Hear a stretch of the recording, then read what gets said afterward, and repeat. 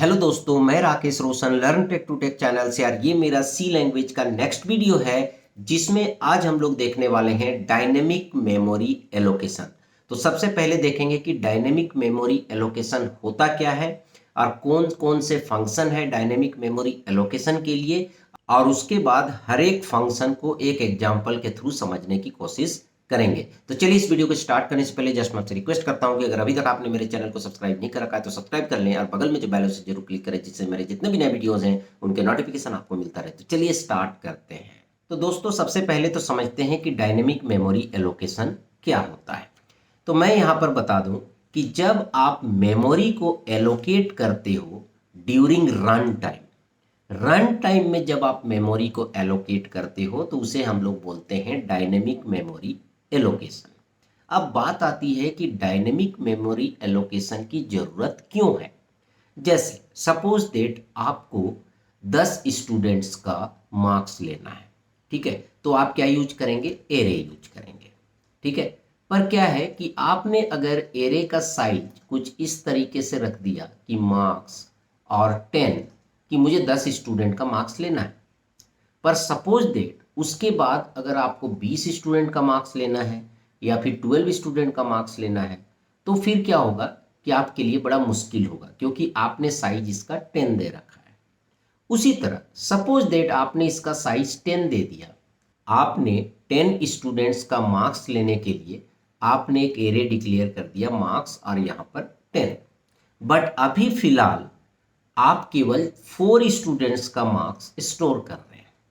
तो क्या हो रहा है कि यहां पर अगर आपने साइज 10 दिया है तो ये क्या करेगा कि 10 इंटेजर्स के लिए मेमोरी एलोकेट कर देगा, पर आप यूज कितना कर रहे हैं? केवल 4, क्योंकि अभी आपने केवल 4 स्टूडेंट का मार्क्स डाला है। तो इसका मतलब आपका जो 6 स्पेस है, 6 स्पेस जो है वो आपका वेस्ट जा रहा है, बेकार जा रहा है, ठीक है। तो इसका मतलब ये है कि यहां पर अगर आपको एक्स्ट्रा मेमोरी चाहिए तब भी प्रॉब्लम है, और अगर आप कम मेमोरी यूज कर रहे हैं तो आपका मेमोरी वेस्ट हो रहा है। पर अगर ऐसा कुछ सॉल्यूशन निकल जाए कि आप जितना चाहेंगे उतना ही मेमोरी एलोकेट होगा, तो उसके लिए यहां पर यूज किया जाता है डायनेमिक मेमोरी एलोकेशन। मतलब जितना जरूरत है उतना ही आप मेमोरी एलोकेट करेंगे। तो this allow programs to allocate memory on the fly based on the user input and other factors and can help to make program more flexible and efficient. Dynamic memory allocation से आपका programme efficient बनता है, flexible बनता है। अगर user बोल रहा है कि मुझे केवल 5 नंबर इनपुट करना है तो 5 नंबर के लिए ही मेमोरी एलोकेट होगा, ठीक है। तो ये इसका बेनिफिट है, वो भी रन टाइम में। There are several functions in C language that are used for dynamic memory allocation, जैसे malloc, calloc, realloc and free। यहाँ पर ये जो 3 फंक्शन है ये आपके मेमोरी एलोकेशन के लिए यूज होता है, जबकि फ्री फंक्शन यूज होता है जो भी आपने मेमोरी एलोकेट किया है उसको फ्री करने के लिए, जिससे कि फिर अगला कोई जो है उस मेमोरी को यूज कर सके। अब उसके बाद हम लोग एक एक करके इन फंक्शंस को देखेंगे, मेलोक, केलोक और रियलोक। तो सबसे पहले हम लोग मेलोक को देखते हैं। मेलोक का मतलब हो गया memory allocation. It is use to allocate a block of memory during run time. ये क्या करता है? मेमोरी का पूरा ब्लॉक आपके लिए एलोकेट करेगा। आप इसे बोलेंगे मुझे 24 बाइट्स का ब्लॉक चाहिए तो वो 24 बाइट्स का ब्लॉक दे देगा। आपको 50 बाइट्स का ब्लॉक चाहिए तो वो 50 बाइट्स का ब्लॉक दे देगा।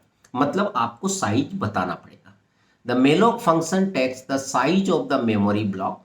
तो ये आपसे मेमोरी ब्लॉक का साइज लेगा और उसे एलोकेट कर देगा, ठीक है। And returns a pointer to the beginning of the block. और उस ब्लॉक का जो शुरुआत जहां से हो रहा है, ठीक है, उसका एड्रेस, उसका पॉइंटर जो है रिटर्न कर देगा, ठीक है। If the allocation is unsuccessful, अगर एलोकेशन सक्सेसफुल नहीं हुआ, ठीक है, तो ये नल रिटर्न करेगा, जो बहुत ही रेयर केस में होता है, ठीक है। तो यहां पर एक प्रोग्राम के थ्रू मैंने समझाया है कि किस तरीके से मेलोक को आप यूज करेंगे। तो यहां पर सबसे पहले हमने पॉइंटर वेरिएबल लिया है, क्योंकि मेलोक जो है वो मेमोरी एलोकेट करने के बाद क्या करता है, वो रिटर्न से pointer to the beginning of the block, ठीक है, ब्लॉक जहां से स्टार्ट हो रहा है उसका पॉइंटर रिटर्न करता है। ठीक है, मतलब उसका एड्रेस रिटर्न करता है। तो उस एड्रेस को स्टोर करने के लिए आपके पास पॉइंटर चाहिए। यहाँ पर हमने n=5 लिख दिया है, मतलब मुझे 5 मेमोरी एलोकेट करना है। आप चाहे तो यहाँ पर यूजर से इनपुट भी ले सकते हैं। अगर यूजर 10 इनपुट करेगा तो 10 मेमोरी एलोकेट होगा, अगर यूजर 5 इनपुट करेगा तो 5 मेमोरी एलोकेट होगा। उसके बाद यहाँ पर मेलॉक लिखने का तरीका क्या है, पहले आप लिखेंगे मेलॉक, ब्रैकेट में आप बताएंगे कि कितना साइज आपको चाहिए। तो कैसे आप कैलकुलेट करेंगे, आपको यहाँ पर जो है 5 एलिमेंट चाहिए, ठीक है, और किस टाइप का, इंटीजर टाइप का। तो इनटू क्या लिखेंगे आप, साइज ऑफ इंट। तो साइज ऑफ इंट जो भी होगा वो 5 से मल्टीप्लाई हो जाएगा। जैसे इंट जनरली 4 बाइट लेता है, तो 4 इंटू 5, 4 इंटू 5 20, तो ये 20 बाइट्स मेमोरी एलोकेट कर देगा। अब यहाँ पर हम इंट स्टार क्यों लिए हैं, क्योंकि ये जो मेमोरी एलोकेट करेगा तो ये पॉइंटर रिटर्न करता है, तो उस पॉइंटर को आपको इंटीजर पॉइंटर में कन्वर्ट करना पड़ेगा। ठीक है, तो इसलिए यहाँ पर हम लिखें इंट स्टार। अगर आपको करेक्टर पॉइंटर में चेंज करना है तो आपको लिखना होगा केर स्टार। ठीक है, तो इस तरीके से आप लिख सकते हैं। तो इंट स्टार हमने लिखा है क्योंकि मुझे इंटीजर स्टोर करना है। ठीक है, अब ये जो है पीटीआर में स्टोर हो रहा है, मतलब तो यहाँ पर जो 20 बाइट का ये मेमोरी एलोकेट हुआ है, ठीक है, ब्लॉक ऑफ मेमोरी एलोकेट हुआ है, इसका एड्रेस जो होगा वो आपका पीटीआर में स्टोर हो जाएगा। यहाँ लिखा हुआ है पीटीआर। फिर यहाँ पर एक जो है नॉर्मल्स आप लिख सकते हैं कि पीटीआर अगर नल है तो इसका मतलब मेमोरी एलोकेशन फेल हो गया है, जैसे कि मैंने यहाँ बताया था। ठीक है, पर जनरली ये होता नहीं है, पर प्रोग्राम में आप लिख सकते हैं। ठीक है, अब यहाँ पर आपका मेमोरी एलोकेट हो गया पीटीआर में। अब यहाँ पर एक लूप के थ्रू, ठीक है, 0 से लेके n तक चल रहा है, मतलब ये लूप 5 बार चलेगा। ठीक है, लेस देन n। तो ये क्या करेगा, स्टार पीटीआर प्लस आई में i+1 स्टोर कर देगा। तो मान लीजिए इसका एड्रेस कितना है, 1000 है। ठीक है, और इसमें 5 डेटा स्टोर होगा क्योंकि n=5 लिए। तो पहले वाले का एड्रेस क्या है, 1000। तो यहाँ पर i का वैल्यू क्या होगा, 0। तो 1000 + 0 कितना आएगा, 1000। तो 1000 एड्रेस में क्या स्टोर हो जाएगा, i+1। तो i का वैल्यू क्या है, 0। तो 0 + 1 1, यहाँ 1 स्टोर हो जाएगा। अगली बार i का वैल्यू क्या होगा, 1। 1000 + 1 होगा, तो ये पीटीआर किसको पॉइंट करेगा, इसको, और इसमें क्या आ जाएगा आपका, 2 आ जाएगा। फिर जब पीटीआर +2 करेंगे तो यहाँ आएगा, यहाँ पर स्टोर हो जाएगा 3 4 5, इस तरीके से। ठीक है, और जब आप डिस्प्ले करेंगे तो इसका आउटपुट आएगा 1 2 3 4 5। ठीक है, तो यहाँ पर जो मेन देखने वाला है कि किस तरीके से आप मेमोरी को एलोकेट कर रहे हैं। ठीक है, तो आपने देखा कि यहाँ पर हमने कोई एरे नहीं लिया, पर ये रन टाइम में मेमोरी को एलोकेट कर रहा है। ठीक है, क्योंकि यहाँ प्रोग्राम में तो हमने कुछ नहीं लिखा है, पर आपका मेमोरी कब एलोकेट हो रहा है, जब आप रन करेंगे। रन करेंगे तो ये एग्जीक्यूट होगा मेलोक वाला लाइन, और आपका मेमोरी एलोकेट हो जाएगा। ठीक है, तो इस तरीके से मेलॉक फंक्शन वर्क करता है। उसके बाद हम लोग देखते हैं कैलॉक। कैलॉक का मतलब होता है कंटिगुअस एलोकेशन। तो अभी हम समझाते हैं कि कंटिगुअस एलोकेशन का क्या मतलब है। It is used to allocate a block of memory during run time and initialise the memory to 0। तो ये भी क्या करता है, ब्लॉक ऑफ मेमोरी को एलोकेट करता है। ठीक है, और साथ ही साथ ये एक एक्स्ट्रा काम करता है कि मेमोरी को 0 से इनिशियलाइज कर देता है। The calloc function takes 2 parameter, ये 2 पैरामीटर लेता है। पहला बोलता है कि कितना नंबर ऑफ एलिमेंट आपको एलोकेट करना है, और दूसरा बोलता है साइज ऑफ ईच एलिमेंट। तो ये 2 चीज पूछता है, कितने नंबर के लिए आपको मेमोरी एलोकेट करना है, और हर एक नंबर का साइज क्या होगा, and returns a pointer to the beginning of the block. और जो बिगनिंग ऑफ द ब्लॉक है उसका पॉइंटर रिटर्न करता है।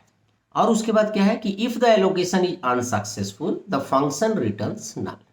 ठीक है, तो अगर अनसक्सेसफुल होगा तो फंक्शन आपका नल रिटर्न करेगा। अब यहाँ पर देखिए मैंने नंबर इनपुट किया है, इससे पहले वाले में हम डायरेक्ट यहाँ पर n=5 ले रहे थे, पर यहाँ पर हम क्या कर रहे हैं, इनपुट ले रहे हैं। यूजर बोलेगा 5 तो 5 मेमोरी एलोकेट होगा, यूजर बोलेगा 10 तो 10 मेमोरी एलोकेट होगा। तो यहाँ पर देखिए लिखा है पीटीआर = इंट स्टार, सेम है कैलॉक, मेलॉक की जगह कैलॉक। वहां पर हम लिखते थे n into size of int, यहाँ पर लिखेंगे n, साइज ऑफ इंट। वहां क्या हो रहा था कि 20 बाइट का पूरा एक ब्लॉक आपका एलोकेट हो रहा था, पर यहाँ पर क्या होगा कि आपने लिखा n, साइज ऑफ इंट, तो तो ये क्या करेगा, सपोज दैट इसने 5 इनपुट किया है, तो 5 यहाँ पर ऐसे करके मेमोरी एलोकेट होगा, और हर एक का साइज कितना होगा, जो इंटेजर का साइज होता है, जैसे 4 बाइट, हर एक का साइज क्या होगा, 4 बाइट। ठीक है, तो इस तरीके से ये क्या करता है, कैलॉग जो है मेमोरी एलोकेट करता है। उसके बाद यहाँ लिखा है एंटर परसेंट डी इंटीजर, मतलब यहाँ पर 5 आएगा तो लिखा होगा 5 इंटीजर। फिर आप यहाँ लूप में इनपुट लेंगे एम्परसेंट PTR i, ठीक है, तो यहाँ पर लूप से आप इनपुट लेंगे, और फाइनली हम उसको क्या कर रहे हैं, यहाँ पर डिस्प्ले कर रहे हैं। ठीक है, तो यहाँ पर बाकी काम तो सेम ही है, इनपुट ले रहे हैं, डिस्प्ले कर रहे हैं, मेन काम है ये कैलॉग वाला। ठीक है, तो आपने देखा मैलॉक में हम लिखते हैं n into size of int, जबकि कैलॉग में लिखते हैं n comma size of int. अब उसके बाद देखते हैं रीएलोक। तो यहाँ पर रीएलोक का काम क्या है, मेमोरी रीएलोकेशन करना। अब रीएलोकेशन का जरूरत क्या पड़ता है, जैसे सपोज दैट पहले आपने बोला कि मुझे 5 नंबर इनपुट करना है, ठीक है, तो आपने 5 के हिसाब से मेमोरी को एलोकेट कर दिया, मेमोरी एलोकेट कर दिया। अब आपको बाद में पता चल रहा है कि नहीं, मुझे तो 7 नंबर इनपुट करना है, 2 नंबर और इनपुट करना है, तो आप कैसे इस 5 को 7 में चेंज करोगे, कैसे बढ़ाओगे साइज को, तो उसके लिए हम लोग यूज करेंगे रीएलोक। तो रीएलोक से क्या कर सकते हैं, जो एग्जिस्टिंग पॉइंटर है उसका साइज को हम बढ़ा सकते हैं। ठीक है, तो realloc stands for reallocation. It is use to change the size of the block of memory during run time. Run time में आप क्या कर सकते हैं कि ब्लॉक का साइज को आप चेंज कर सकते हैं। ठीक है, रीएलोक फंक्शन टेक्स 2 पैरामीटर, ये भी 2 पैरामीटर लेता है। पहला a pointer to the previously allocated memory block, पहला पैरामीटर आपको देना होगा कि कौन से पॉइंटर का साइज बढ़ाना है। ठीक है, and the new size of the block, और नया साइज क्या देना है ना, एंड रिटर्न से pointer to the new memory block. उसके बाद जो नया मेमोरी ब्लॉक बनेगा उसका एड्रेस आपको उसका पॉइंटर रिटर्न कर देगा। अगेन वही है, अगर एलोकेशन अनसक्सेसफुल है तो नल करेगा। ठीक है, तो यहाँ पर आप देख सकते हैं, सबसे पहले यहाँ पर हमने मेमोरी एलोकेट किया, यूजर ने बोला कि मुझे N1 मेमोरी एलोकेट करना है, तो यहाँ पर मेलॉक से कर दिया। ठीक है, उसके बाद यूजर ने इनपुट भी ले लिया, उसको डिस्प्ले भी कर दिया। उसके बाद यूजर को लगता है कि मुझे और भी कुछ नया नंबर्स लेने हैं। ठीक है, तो क्या करना पड़ेगा, उसे जो है रीसाइज करना पड़ेगा अपने पॉइंटर को। ठीक है, तो उसके लिए यहाँ पर एक प्रिंटफ दे दिया गया है कि enter the new size of the array. तो यहाँ पर एरे नहीं होगा, आप केवल लिखिए एंटर द न्यू साइज। तो आपने नया साइज डाला N2। उसके बाद यहाँ पर रीएलोकेट करने के लिए जो आपने नया साइज दिया है उसके हिसाब से रीएलोकेट करने के लिए आपको लिखना होगा रीएलोक, पहले पॉइंटर का नाम, किस पॉइंटर का साइज आप बढ़ाना चाहते हैं। ठीक है, तो मुझे PTR का साइज बढ़ाना है जो ऑलरेडी हमने यहाँ पर ले रखा है, और नया साइज क्या होगा, N2 होगा, N2 into size of int. तो हो गया। ठीक है, नया साइज जो है आपका जो भी साइज है वो बढ़ गया, और उसका पॉइंटर यहाँ पर रिटर्न हो गया। ठीक है, अब यहाँ पर देखिए कि पहले तो आपने N1 नंबर इनपुट कर रखा है, N1 तक, 0 से लेके N1 तक। ठीक है, जैसे मान लिया आपने पहले N1 का वैल्यू 5 दिया, तो इसका मतलब आप 5 नंबर इनपुट कर चुके हैं। तो नेक्स्ट, तो 5 नंबर का मतलब इंडेक्स हो गया 0 से लेके 4 तक। ठीक है, तो अब जो आप इनपुट करेंगे वो N1 से लेके लेस देन N2 तक। सपोज दैट यहाँ पर आपने इनपुट किया 7, तो यहाँ पर ये 5 से लेके 6 तक जाएगा, लेस देन 7 है तो यहाँ पर 6 तक जाएगा, मतलब 2 नंबर आप और इनपुट लेंगे। पहले आपने 5 ले लिया, बाद में 2 नंबर और ले लिया, तो टोटल 7 हो गया। ठीक है, और उसके बाद हम सारे एलिमेंट को डिस्प्ले कर रहे हैं 0 से लेके N2 तक। तो ये फिर क्या करेगा, सभी को डिस्प्ले करेगा, जो नंबर आपने यहाँ पर पहले लिया था 5 नंबर, और जो यहाँ पर आपने 2 नंबर इनपुट लिया, तो 7 नंबर आपका यहाँ पर इस तरह से डिस्प्ले कर देगा।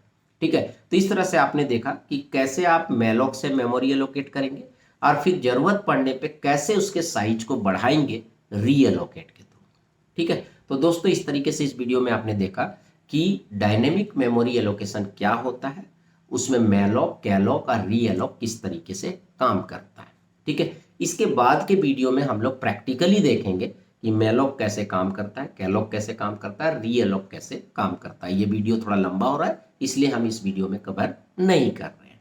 तो चलिए दोस्तों, आई होप कि आपको वीडियो पसंद आया होगा। अच्छा लगा तो लाइक करें, शेयर करें, कमेंट करें, और अगर अभी तक आपने मेरे चैनल को सब्सक्राइब नहीं कर रखा है तो सब्सक्राइब कर लिया और बगल में जो बेल है उसे जरूर क्लिक करें, जिससे मेरे जितने भी नए वीडियोज़ हैं उनके नोटिफिकेशन आपको मिलता रहे। Thank you and good bye.